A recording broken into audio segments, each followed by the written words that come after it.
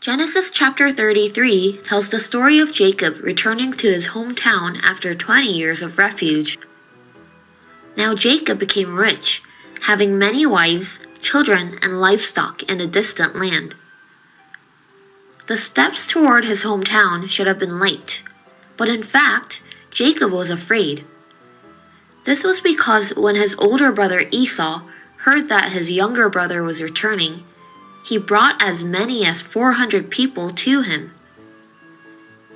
Is my brother still angry? Is he trying to harm me? Jacob recalled the mistake he had made towards his brother 20 years ago, when he deceived his father and received a blessing that his brother should have received. Jacob prayed to God with fear. He asked him to save him from Esau's hands. And before meeting his brother, he prepared various gifts to ease his anger. However, the fear never went away. When he arrived at the Jabbok River, Jacob hesitated. Now, if I just cross this river, I will meet my brother. What should I do?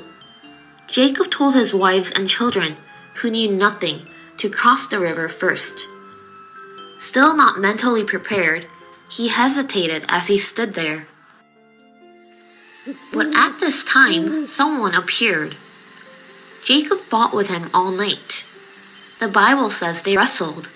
Well, we don't know how the two competed. But one thing is for certain. Jacob changed after that night of wrestling. He was afraid, fearing that he would meet his brother. He sent his flock and family before him, and hesitated behind by the river. And he spent time holding on to an opponent and wrestling with him all night long. When morning came, Jacob was so injured that he was crippled, but now he no longer avoided it and willingly crossed the river. Isn't it so strange? Did a sense of sorry suddenly arise? Thinking back on the memories of wrestling with Esau when he was young, did he miss him? Was he thinking, oh, I was really good at saying sorry at the time? Jacob, who had changed, quickly went to the front, leaving behind the wives and children he had sent earlier. And when he met Esau, he bowed 7 times. This wouldn't have been any different.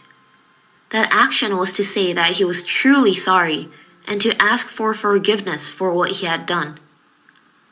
And then something even more surprising happened. The brother in front ran over and hugged Jacob. The Bible says that at this time, these 2 brothers shed tears. Everyone, when you make a mistake, it's really difficult to say, I'm truly sorry. It is also difficult to hug someone who says they are sorry with forgiveness. But today's message tells us that saying sorry and forgiving are the stories of people who have faith. We too can fight and argue with our family, friends, and neighbors. But at this time, I hope we remember that the most important thing is to admit our mistake and apologize. And it's important that if someone tells us that they are sorry, we run to them and hug them and comfort them. That is our faith, and people who do this are people who believe in God.